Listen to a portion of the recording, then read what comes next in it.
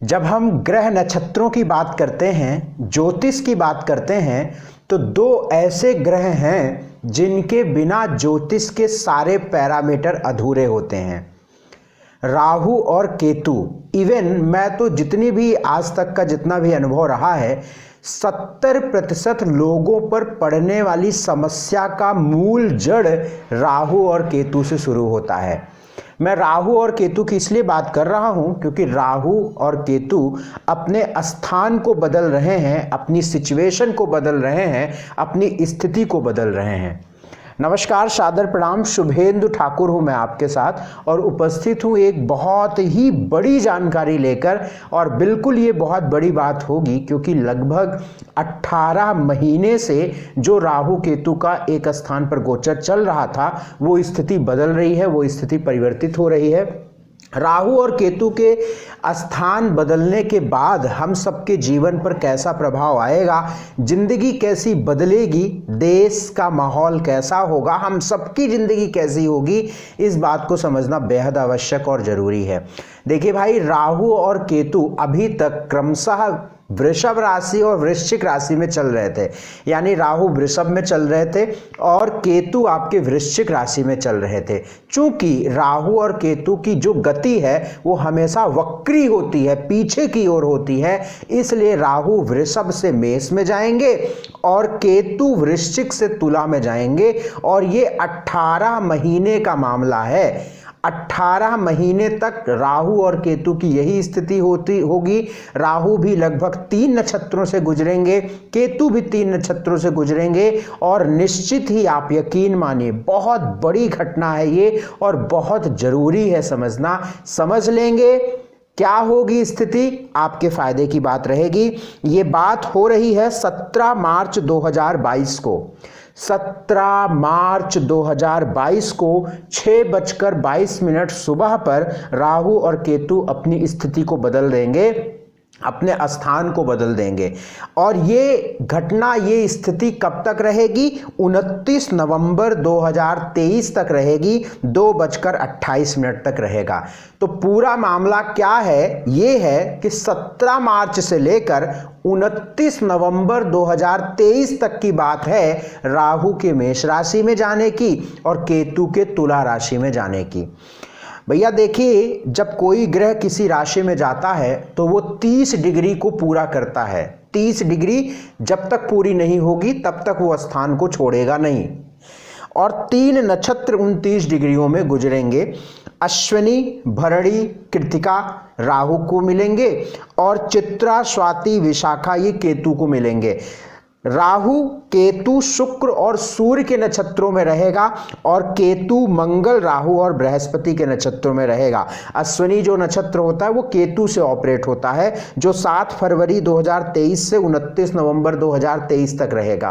क्योंकि हम वक्री ग्रह चलता है तो हम सबसे पहले कृतिका की बात करेंगे। यानी जब राहु 17 मार्च को जाएगा तो सबसे पहले कृतिका में जाएगा और 17 मार्च से 13 जुलाई तक कृतिका में रहेगा। राहु की बात मैं कर रहा हूं। और 13 जुलाई से 7 फरवरी 2023 तक ये भरणी में रहेगा और 7 फरवरी 2023 से 29 नवंबर 2023 तक ये रहेगा अश्विनी में। ठीक है। अब अगर कोई ग्रह डायरेक्ट अपनी मूवमेंट रखता तो पहले अश्विनी, भरणी, कृतिका चलता, लेकिन चूंकि वक्री है तो पहले कृतिका, भरणी और अश्विनी चलेगा। उसी प्रकार से केतु है, विशाखा नक्षत्र में केतु रहेगा 17 मार्च से 24 सितंबर तक और स्वाति नक्षत्र में रहेगा 24 सितंबर से 7 जुलाई 2023 तक और चित्रा नक्षत्र में रहेगा 7 जुलाई 2023 से 29 नवंबर 2023 तक। तो ये है पूरा राहु केतु की चाल।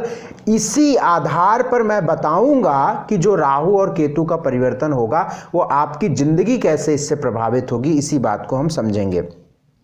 देखिए, ये जो राशिफल ये मैं बता रहा हूँ, मेष से मीन तक बताऊंगा। एक वीडियो में 4-4 राशिफल के बारी बारी से हम बात करेंगे। इसे आप अपनी लग्न पर समझिएगा, आपकी जो लग्न की राशि है उस पर समझिएगा। कुछ हद तक इसे चंद्र राशि पर भी समझिएगा, लेकिन जो सबसे ज़्यादा प्रभाव रहेगा वो लग्न पर रहेगा। लेकिन मैं आपको बता दूं, ग्रहों का प्रभाव हमारी लग्न राशि पर भी होता है, हमारी चंद्र राशि पर भी होता है। और अब मेरी जो रिसर्च चल रही है उसमें 5% का लगभग आपकी नाम राशि पर भी होता है, इससे ज़्यादा नहीं होता। लेकिन मैं आपको नाम राशि पर बहुत बड़े डिसीजन लेने की सलाह नहीं दूंगा और ना मैं देखने की सलाह दूंगा। मैं आपको ये सलाह दूंगा कि अगर आपके पास वक्त है तो आप अपनी लग्न की राशि और चंद्र की राशि इन दोनों पर देखिए। दोनों पर पॉजिटिव है तो आप समझिए कि आपके लिए ये वक्त बहुत शानदार होने वाला है।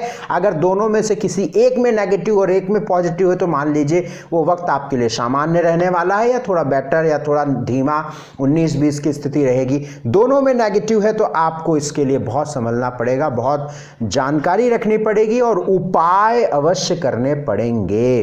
तो इस बात को आप बहुत तसल्ली से समझ लीजिएगा। सबसे पहले मैं मेष राशि की बात करूंगा। मेष राशि वालों की अगर हम बात करें तो आपकी ही राशि में राहु आ रहे हैं और आपके जब चूंकि राहु और केतु समसप्तक चलते हैं, राहु जहां पे होगा उसके ठीक सामने केतु होगा। ये सिस्टम है, आपकी कुंडली में राहु जहां होगा उसके ठीक सामने केतु जरूर होगा। तो भैया देखिए, मेष राशि वालों की बात करें तो आपकी ही लग्न में राहु प्रवेश कर रहे हैं और आपकी लग्न मेष में आ रहे हैं तो ठीक सामने केतु आ जाएंगे।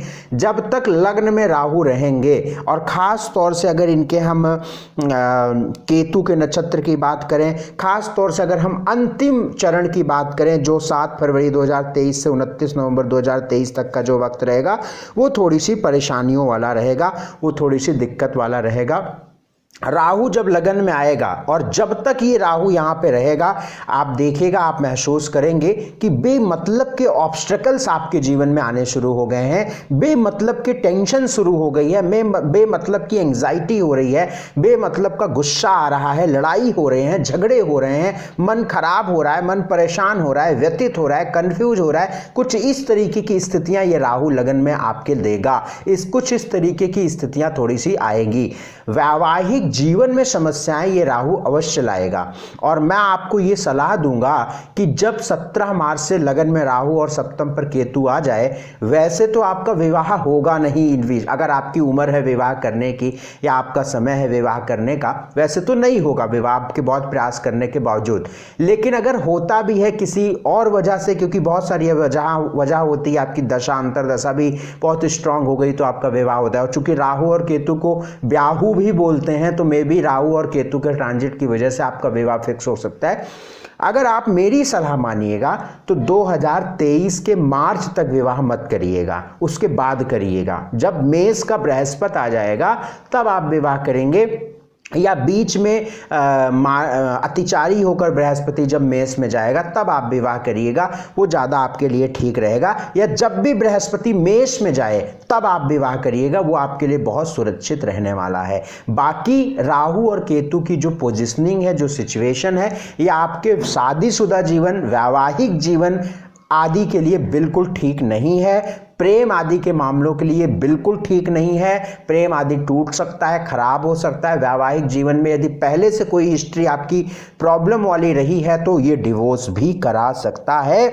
इतनी क्षमता है इस राहु केतु में कि आपके शादीशुदा जीवन को बर्बाद कर सकता है। इसलिए उपाय करते रहें, सामंजस्य बनाते रहें, संतुलन रखे रहें। हाँ, पहले की हिस्ट्री अगर आपकी कोई बहुत खराब नहीं है तो बस सावधानी रखिएगा कि बात बात में मिसअंडरस्टैंडिंग या वैचारिक मतभेद होंगे। इस स्थिति में राहु पंचम को दृष्टि दे रहा है तो संतान आदि को प्रभावी करेगा। लेकिन एक चीज यहां पे राहु बढ़िया करेगा, आपकी सोच, आपकी विचार को बहुत तीक्ष्ण करेगा। जिसको कहते हैं ना, प्रेजेंस ऑफ माइंड बड़ी शानदार हो रही है कि हम 4 सभा में बैठे हुए हैं, 4 लोग बैठे हुए हैं एक सभा में और हम बातों को बहुत जल्दी बोल रहे हैं और टू द पॉइंट बोल रहे हैं और बहुत बढ़िया बोल रहे हैं कि 3 लोग जो आपको नहीं समझते हैं वो भी आपकी तरफ मुड़ के देखेंगे कि यार बढ़िया बोल रहा है।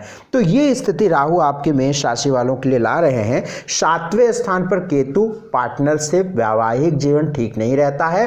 वे लेडीज हैं जिनको पहले से यूट्रस, यूटीआई, प्रोजनी, प्रोस्टेट किसी प्रकार से दिक्कत रहती है, वे लोग अब खासा अपना ख्याल रखेंगे। पार्टनरशिप करने में मत करिएगा, पार्टनरशिप खराब हो सकती है। बाकी काम वगैरह को लेकर, नौकरी को लेकर और चीजें ठीक रहेंगी क्योंकि शनि भी दशम रहेंगे, बृहस्पति 12वें रहेंगे। एक चीज इसमें होगा कि आपका विदेश से काम बनेगा, विदेशी कंपनी या विदेश से आपका कोई एक्सपोर्ट इंपोर्ट है या करना चाहते हैं तो आपके लिए बहुत सही डिसीजन रहेगा। तो क्या समझे आप, आपकी नौकरी सही रहेगी, आपका काम सही रहेगा, पैसा सही रहेगा, धन सही रहेगा, एक्सपोर्ट इंपोर्ट ठीक रहेगा, विदेश आदि से संबंध ठीक रहेंगे। विवाह वैवाहिक जीवन खराब रहेगा, मेंटल पीस कम रहेगी, स्ट्रेस टेंशन बढ़ेगा, प्रेम के लिए ठीक नहीं है, संतान के लिए ठीक नहीं है, और हार्मोन्स के लिए ठीक नहीं। आपके सिर, बाल, आंख, इन चीज़ों के लिए राहु थोड़े से प्रभावित करता है। और गुस्सा, बात बात पर गुस्सा, बात बात पर लड़ाई, इस तरीके के माहौल बनाता है राहु। उपाय क्या किया जाए? उपाय क्या किया जाए? अच्छा, ये राहु का जो ट्रांजिट है वो आपके एजुकेशन में भी बाधा करेगा, ठीक है ना। बाकी लगन में राहु है तो ये मेष लगन है। मेष लगन में राहु खास तौर से वे जो सर्जन हैं, कोई सर्जरी करते हैं, सर्जन डॉक्टर हैं, हार्ट सर्जन है, उन सब के लिए बड़ा अच्छा ये राहु बेनिफिक होगा। और वे लोग जो खास तौर से किसी प्रकार से सिक्योरिटी एजेंसी चलाते हों, उन सब के लिए ठीक रहेगा ये राहु।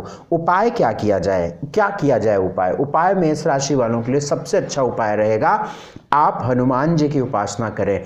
अगर आप हर मंगलवार को सुंदरकांड करें तो आपको बहुत राहत मिलेगी। या आपको जब भी राहु के द्वारा समस्याएं दिखती नजर आएं, तत्काल सुंदरकांड शुरू कर दीजिएगा।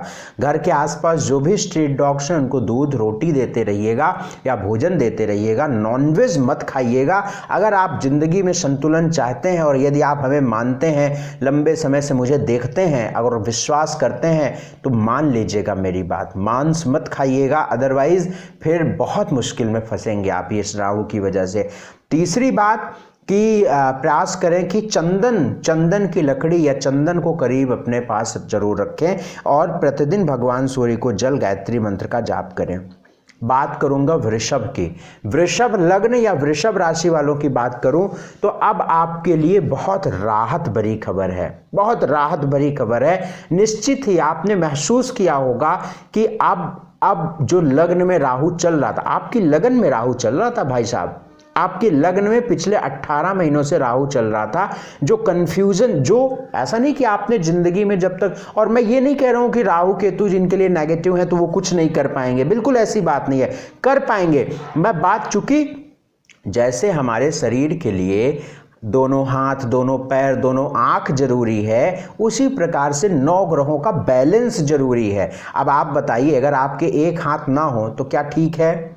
अगर आपकी एक आंख ना हो तो क्या ठीक है? उसी प्रकार से ग्रह हैं, 2 ग्रह, छाया ग्रह राहु केतु की मैं बात करता हूं, बाकी इसके अलावा अन्य ग्रह भी हैं। हाँ, राहु केतु का एक अलग इन्फ्लुएंस होता है बहुत बड़ी जिंदगी, चूंकि कलयुग के समय पे तो बहुत ज्यादा प्रभाव। तो वृषभ राशि वालों के लिए राहु लगन से हट रहा है। आपकी लगन में था जो कंफ्यूजन, ऑब्स्टेकल, स्ट्रेस, एक स्वास्थ्य, पीठ में आपकी दिक्कत चल रही होगी, कमर, पीठ, इस तरीके की समस्याएं जो चल रही होंगी, ये सब खत्म हो जाएंगी। अब आपके वैवाहिक जीवन से संकट खत्म हो रहा है। इवन आपके अप्रैल के महीने से विवाह के योग शुरू हो रहे हैं। अगर अप्रैल महीने के बाद से 12 या सुनिए 8 से 10 महीनों में आप विवाह कर लीजिएगा हर हाल में, अदरवाइज उसके बाद कब समय मिले आपको, कब योग आए, वो कहना मुश्किल है। इसलिए आप अप्रैल के महीने के बाद इसी साल आप जरूर और जरूर विवाह करें। आपके विवाह का योग शुरू हो रहा है। आपका स्ट्रेस, टेंशन, कंफ्यूजन, ऑब्स्टेकल्स, प्रेम में दिक्कत, इन सब की स्थितियां खत्म हो रही हैं, परेशानियां खत्म हो रही हैं, पार्टनरशिप, वैवाहिक जीवन, बीमारियां, ये भी खत्म हो रही हैं। अब सावधानी कहाँ कहाँ रखनी है? 12वें भाव में राहु जा रहा है, 12वां घर में थोड़े से, ये 12वें घर का राहु जो है वो एलिगेशन के लिए ठीक नहीं होगा। फॉरेन से एक्सपोर्ट इंपोर्ट में कुछ दिक्कत आएगी, या फॉरेन से कोई आपका संबंध, उसमें दिक्कत आएगी, और आपकी रात की नींद थोड़ी सी दिक्कत आएगी, परेशानी होगी, नींद में दिक्कत आएगी, या कुछ ऐसी स्थिति होगी जो रात में नींद आपको बहुत लेट होगी, या कुछ ऐसी स्थिति होगी कि आप बहुत लेट से ही सोएंगे। और राहु की वजह से चूंकि चतुर्थ भाव में दृष्टि जा रही है तो प्लॉट, प्रॉपर्टी, घर आदि को लेकर कोई बहुत अच्छा समय या बहुत बढ़िया समय हम इसको नहीं कहेंगे। थोड़ी सी परेशानियों के बाद चीज़ें पूरी होंगी। और यहाँ पर वाहन का बहुत ध्यान रखें, ड्राइव बहुत सोच समझ कर करें, वाहन बहुत ध्यान से चलाएं, अपना शरीर का बड़ा ध्यान रखें। इन सब यात्रा, खासतौर से यात्रा में परेशानियां, यात्राओं का पूरे जब 18 महीनों तक ध्यान रखें जब तक राहु केतु की ऐसी पोजीशन रहेगी। बाकी केतु 6 हाउस में बैठा हुआ है, पेट का, पैरों का थोड़ा सा ख्याल अपने रखिएगा। बाकी कोई बहुत और चिंता करने की बात नहीं है। शत्रुओं से थोड़ी सी समस्या हो सकती है, उनसे ख्याल रखिएगा। बाकी बहुत सारी चीज़ें अच्छी हो रही हैं जो मैंने आपको शुरू में बता दिया। उपाय आपके लिए क्या किया जाए? गणेश भगवान की उपासना प्रतिदिन अगर आप गणेश अथर्वशीर्ष का पाठ करें तो मुझे लगता है कि आपको राहु केतु जनित समस्याओं से आप दूर हो जाएंगे। नॉनवेज मत खाइएगा। हर शनिवार के दिन सरसों के तेल का दीपक, चौमुखा सरसों के तेल का दीपक शनि मंदिर में जरूर जलाइएगा और बड़ों का आशीर्वाद लेते रहिएगा। मिथुन राशि की अगर हम बात करें राहु और केतु के गोचर की, बड़ी बात है तो हम ये देखते हैं कि आपके अब 11वें और 5वें भाव से केतु की स्थिति शुरू हो रही है। मिथुन राशि वालों को मैं आपको यकीनन बताऊं तो राहु की स्थिति को लेकर तो बहुत अच्छी स्थिति आपके लिए बन रही है, लेकिन केतु यहाँ पे कुछ परेशानियां क्रिएट करेंगे। 12वें घर से और 6ठे घर से राहु केतु का जो गोचर बदल रहा है ये अपने आप में अच्छी बात है। स्वास्थ्य में सुधार हो जाएगा, बृहस्पति अच्छा हो रहा है, ढैया खत्म हो रही है, तो बहुत सारी चीज़ें आपके लिए बेहतर होंगी। समय समय पर जब जैसे परिवर्तन होंगे वो समय समय पर मैं आपको बताता रहूँगा। लेकिन फिर भी अगर मिथुन राशि वालों के लिए हम बात करें तो राहु और केतु के गोचर में लगभग 55% शुभता आपको मिलेगी, लगभग 45% की अशुभता आपको मिलेगी, वो केतु से मिलेगी। जो अच्छी बात हो रही है वो ये होगी कि आपकी अर्निंग शुरू होगी। आपका अच्छे स्तर का काम है तो बहुत अच्छे धन आएंगे, बहुत अच्छा पैसा आएगा, बहुत अच्छे पैसे आएंगे आपके पास। आपका काम बहुत अच्छा रन करेगा, नौकरी बढ़िया होगी, बिजनेस अच्छा होगा, पैसों को लेकर एक फ्लो बनेगा, एक अच्छी किरण, एक अच्छी दिशा देखने को मिलेगी। पैसों को लेकर, धन को लेकर, यात्रा को लेकर, लाभ को लेकर, गेन को लेकर बहुत अच्छी बात यहाँ से राहु के द्वारा मिल रही है। और ख़ास तौर से वे लोग जो एजुकेशन सेक्टर से जुड़े हुए हैं, ख़ास तौर से वे लोग जो छपाई या प्रिंटिंग से जुड़े हुए हैं, ख़ास तौर से वे लोग जो पॉलिटिक्स से जुड़े हुए हैं, तो उन लोगों के लिए एक अच्छा अवसर, एक अच्छा लाभ देखने को मिलेगा इन 18 महीनों में। केतु की वजह से 2-3 समस्याएं परेशान करेंगी। पेट को लेकर थोड़ी सी दिक्कत रहेगी, संतान में दिक्कत आएगी। संतान हो गई है तो संतान के स्वास्थ्य को लेकर, संतान से या संतान को ध्यान रखिएगा। बड़ी संतान है, छोटी संतान है, संतान कंसीव, संतान होना, इन सब की बात मैं कर रहा हूँ। जिस वर्ड से संतान जुड़ा होगा उन सब में बाधाएं, परेशानियां देखने को मिलेंगी। एजुकेशन में थोड़ी रुकावटें, परेशानियां या आपके मन मुताबिक चीज़ें नहीं होंगी, थोड़ी सी स्ट्रेस वाली होंगी, थोड़ी टेंशन वाली होंगी, थोड़ी प्रॉब्लम्स वाली होंगी। तो इस तरीके की केतु के द्वारा यहाँ पे चीज़ें मिल रही हैं। बाकी भाग्य आपके साथ रहेगा।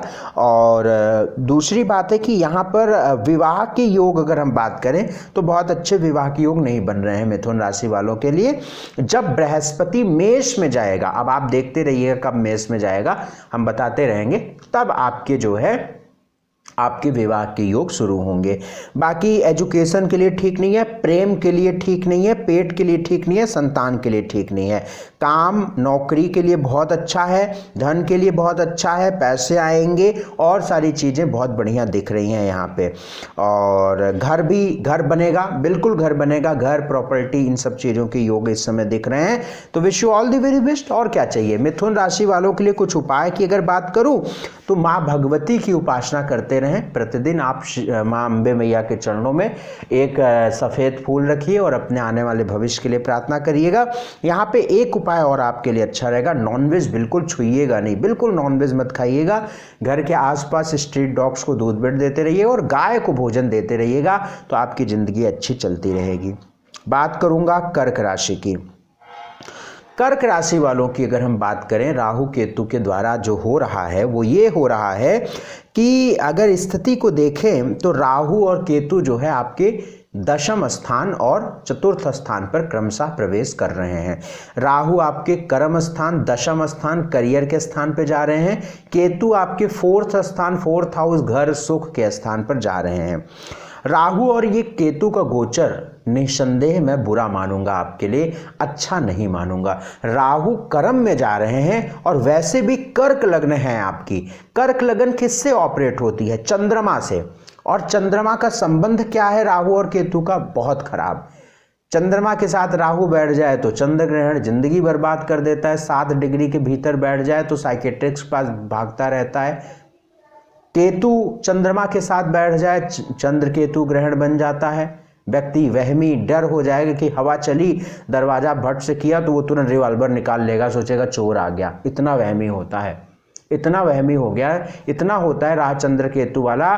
लेकिन 7 डिग्री के भीतर हो, ये 7 डिग्री के भीतर हमेशा अननोन फेयर में डूबे रहते हैं। हमेशा डर डर डर डर, सोचेंगे ये नहीं हो जाएगा, वो नहीं हो जाएगा, ये हो गया, बुखार आ गई तो सोचेंगे कैंसर ही हो जाएगा। तो इतना ज़्यादा राहु, इतना ज़्यादा चंद्र केतु खराब होते हैं। मैं इस बात को क्यों आपसे बता रहा हूँ? क्योंकि चंद्रमा से ऑपरेट होने वाली जिंदगी है आपकी, और चंद्रमा जहाँ जहाँ जुड़ेगा वहाँ वहाँ राहु केतु एकदम से खराब स्थिति में रहेंगे। तो दशम स्थान का राहु करियर को लेकर, नौकरी को लेकर, व्यवसाय को लेकर, जिस चीज़ से आपकी जीविका चलती है उस जीविका को लेकर बहुत अच्छा राहु नहीं रहेगा। पिता के सुख, पिता को, पिता से, पिता के लिए बहुत अच्छी बात नहीं रहेगी। केतु चतुर्थ भाव में रहेगा तो चतुर्थ भाव में केतु का होना अच्छा बिल्कुल नहीं होता है। चतुर्थ भाव में केतु जब होता है तो ये आपके घर के सुख को खराब करता है, घर में परेशानियां क्रिएट करता है, लड़ाई झगड़े, मनमुटाव, स्ट्रेस, टेंशन देता है, प्लॉट, प्रॉपर्टी, भूमि आदि में विवाद कराता है, घर बनते बनते रह जाता है या घर बनने में समस्याएं रहती हैं। वह आने वाले 18 महीनों तक आपकी माता जी के लिए आपका अच्छा समय नहीं रहेगा। माता के स्वास्थ्य के लिए, माता को, माता से के लिए थोड़ा सा ध्यान रखिएगा। दशम स्थान पर राहु, नौकरी को बहुत ध्यान से चलाइएगा। अपने उच्च अधिकारियों से कोई दिक्कत हो सकती है, कलीग से दिक्कत हो सकती है, या आपकी नौकरी में कोई लिखा पढ़ी या कोई इस तरीके की चीज़ें थोड़ी सी परेशान कर सकती हैं आपको। एक बात यहाँ पे और ध्यान रखिएगा कि जो पॉलिटिक्स से जुड़े हुए लोग हैं, जो नेतागिरी में हैं, जो नेता नगरी के लोग हैं और कर्क लगन है, और अगर बाई चांस आपका राहु 3rd हाउस का रहा है तो आपके लिए आपकी ज़िंदगी बदलने वाला होगा। सत्ता मिलेगी और आगे आप बढ़ेंगे। अगर अच्छी सत्ता मिलने का मतलब है कि डिपेंड करता है कि आप किस तरीके, अब मैं सत्ता की बात करूं तो कोई बहुत पॉलिटिक्स की ही बात नहीं कर रहा हूं कि आप मंत्री बन जाएंगे। बहुत सारी चीज़ होती हैं, नगर का चुनाव होता है, कॉलोनी का चुनाव, तमाम जो भी चीज़ों के लिए अगर आप एक पॉलिटिकल क्या बोलते हैं, पर्सनालिटी में उभरते हैं तो आपके लिए बहुत अच्छा समय ये रहेगा। खासतौर पॉलिटिक्स के लिए अच्छा है, पॉलिटिक्स के लिए अच्छा है, और ख़ास तौर से मीडिया में जुड़े हुए लोगों के लिए ये बहुत अच्छा रहेगा। लेकिन घर के सुख, नौकरी और अन्य डिपार्टमेंट्स के लोगों को थोड़ी सी परेशानियां यहाँ पे उठानी पड़ेगी। बाकी भाग्य बहुत प्रबल है आपके लिए, भाग्य साथ देगा। कुछ मामलों में किन्हीं लोगों का शादी भी हो सकती है, विवाह भी हो सकता है यदि आपकी अंतर्दशा बृहस्पति की चल रही होगी तो, क्योंकि शनि ऑलरेडी सप्तम पर बैठे हैं तो बृहस्पति अगर अंतर्दशा में आ जाता है तो पॉसिबिलिटीज रहती हैं कि आपका विवाह हो सकता है। तो इस बात को समझ कर चलिएगा। बाकी समय समय पर हम बहुत सारी बातें आपको बताते ही रहेंगे। एक उपाय, 2-3 उपाय यहाँ पे करिएगा। पहली बात तो गाय को भोजन अवश्य अपने हाथों से दीजिएगा। चांदी का प्रयोग अधिक से अधिक करिए। चांदी, गले में चांदी की चैन पहनिए, चांदी की गिलास पानी पीजिए, इस तरीके की चांदी का प्रयोग बढ़ा दीजिए। भगवान शिव की उपासना करिए प्रतिदिन। राहु से यदि आपको राहत पानी है तो भगवान शिव की उपासना करनी शुरू कर दीजिए। प्रतिदिन भगवान शिव के शिवलिंग पर जल अर्पित करें। नमः शिवाय, नमः शिवाय, नमः शिवाय, नमः शिवाय इस मंत्र का जाप करें। मुझे लगता है कि बहुत सारी समस्याएं आपके जीवन से खत्म हो जाएंगी या दूर हो जाएंगी। घर के आसपास जो भी स्ट्रीट डॉग्स हैं उनको दूध ब्रेड देते रहिएगा। और ख़ास तौर से जो अंधी लेडीज़ औरतें हैं, अंधी हैं और या हैंडीकैप्ड हैं उनकी आप मदद करें। प्रयास करें कि शनिवार आप करें और प्रयास करें कि घर के आसपास कोई मंदिर है तो महीने या हफ्ते में जब भी मौका लगे आप साफ सफाई कर दिया करें या साफ सफाई की सामग्री दान कर दिया करें। तो ये है मेष, वृषभ, मिथुन, कर्क राशि वालों के राहु और केतु के गोचर का हाल। अगली 4 राशियों के बारे में हम बहुत जल्दी से आपके समक्ष उपस्थित होंगे। Wish you all the very best. बहुत बहुत धन्यवाद हमारा कार्यक्रम देखने के लिए। कृपा करिए और शेयर करिए जितना हो सके इस वीडियो को। और आप यदि हमसे अपॉइंटमेंट लेना चाहते हैं तो आपकी स्क्रीन पर नंबर फ्लैश हो रहा है, तुरंत इन नंबरों पर व्हाट्सएप मैसेज कर अपनी अपॉइंटमेंट बुक कराएं। बहुत बहुत शुक्रिया, बहुत बहुत धन्यवाद, नमस्कार।